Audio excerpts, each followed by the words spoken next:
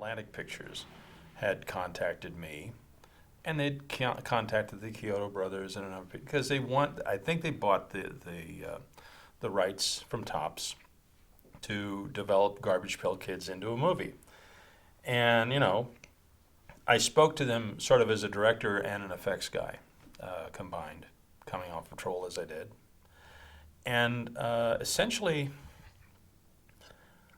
My take on the Garbage Pail Kids would have been sort of the Teenage Mutant Ninja Turtle route, where you had these characters called cauliflower kids that were thrown into a trash heap, and they were someone poured radioactive sludge into the garbage can, and they emerged as these awful, horrible, mutated little monsters that would wisecrack like Freddy and mess you up. And when I pitched it, I don't think they wanted to go that way at all.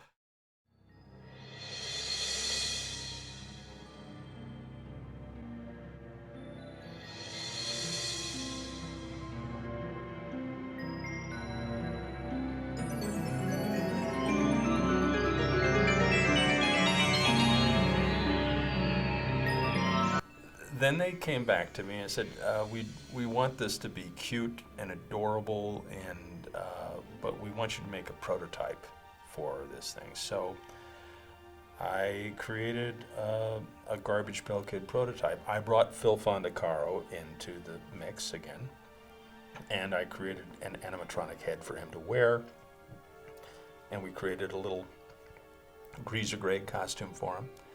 And we made a test video for Phil as a Garbage Pail Kid. And they loved the footage. They thought, wow, this can happen. This can work. It looks cool. We can make something with this. Okay. So they evolve a script, and they get a director named Rod Amato, who's a wonderful guy. He was just the sweetest man on earth. He was actually the stunt double and stand-in for Humphrey Bogart many years previously. He was an incredibly nice man, and they had a take on the Garbage Pail Kids, which was different. I don't know if it's something the fans would really appreciate, because essentially, if it were the Cabbage Patch Dolls, yeah, it could be sweet and gentle, but the Garbage Pail Kids, the best stuff in the movie is them farting and blowing snot on each other and being gross.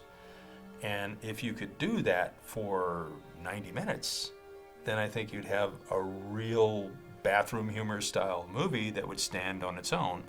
But it had to walk this line of being this sort of gentle fairy tale with these horrible creatures that did awful stuff. But you still had to make them adorable, and I think there's sort of a conflicting aesthetic. You can't have both sides of the line.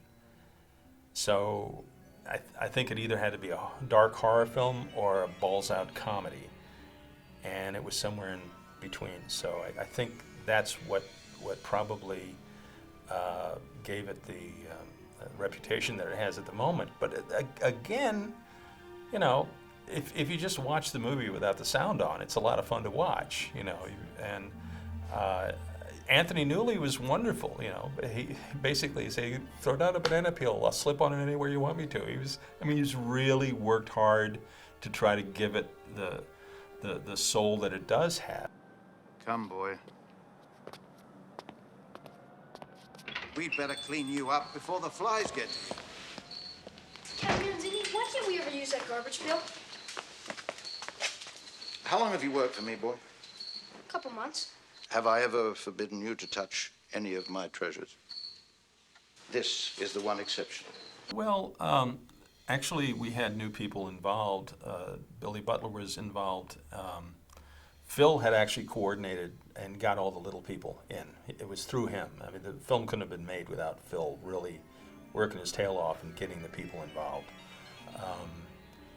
I had Greg Johnson, who was one of my supervisors. I had John Criswell, who I had worked with on Reanimator and From Beyond, and he came on board sort of around Ghoulies 2, and we did Garbage Pail Kids pretty much after that. So between him and another mechanic named Hal Miles, we created the fairly sophisticated mechanisms for the heads of these things.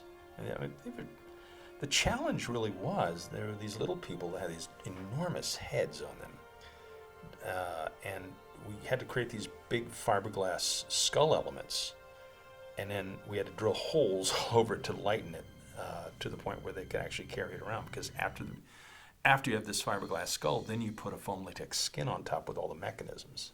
So those kids, the people inside the costumes, wonderful actors, all of them. They really earned their money on that film because it was hot and it was sweaty and they were amazing.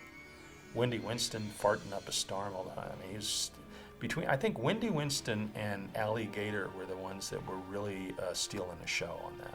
It's funny, when Garbage Pail Kids came up, I just remembered the cards. Were the cards around at that point? Yeah, they were. The cards, I'm thinking, did I hear that right? They're doing a movie about these collectible cards? And I remember when John got the show, we were kind of laughing about it, like, really? Seriously? But all right, here we go again, like it always was at Buechler's. It was like movie of the week. Anything came through those doors.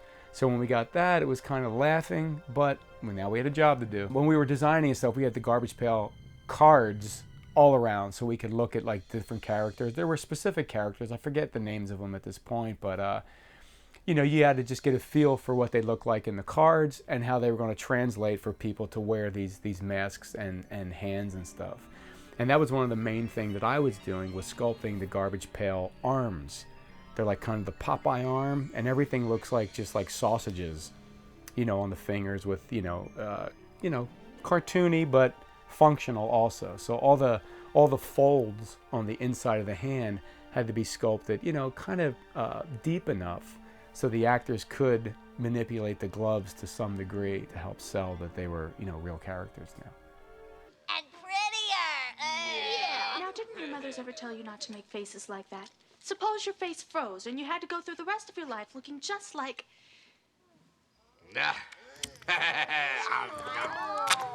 Maybe it wouldn't make that much difference. We had about 6 weeks prep, and then we had to shoot immediately. And the paint was still wet on the characters when we delivered them to set.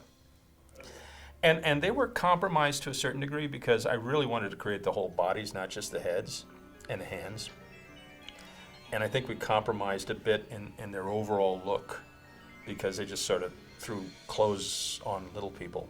And it didn't create the entire look for me. I thought it would have been more interesting. But it was a budget restraint, and we just rolled with it. When you brainstorm about a project, and as odd as this one was, and how disgusting it was going to be, you try to come up with the variables of you troubleshoot. How can we make these work, pull off the scene, and make it be a coherent thing in the big picture, even though we got to figure it out from ground zero. I just remember it was being difficult that because they are so cartoony looking, to get movement and stuff. And again, this is way before CG. This is way before you could have things scanned and manipulated. It was hard. It was a hard thing to pull off on a small budget and, again, minimal time. So it was tough. It was a lot of just hard cable controlled stuff and trying to get them to do their things and servos and all that. But that would be the thing I would say was most challenging for it, was getting these cartoon card people now to be these real people, and you got to believe it to some degree. It was a grueling shoot. I remember them shooting all day and into the night.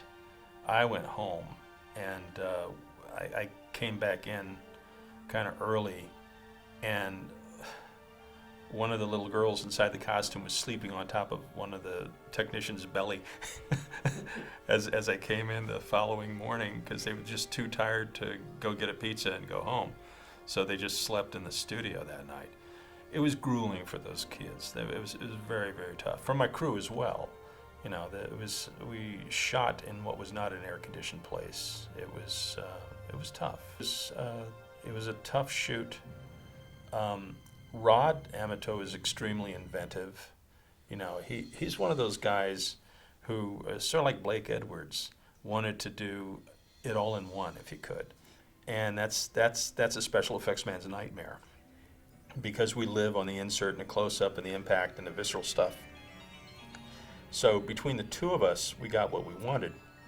I got the inserts and close-ups that I needed, and Rod got the broad humor that he needed. So I think it was a very good working relationship. I mean, considering the confines of the story with which we were sort of saddled with that we had to tell, we did as good a job with it as anybody could have, I think. So ultimately, I'm pretty pleased with the work that I did. I mean, it's grotesque and abstract, and you know, I wish they were killing people. It would have been more fun.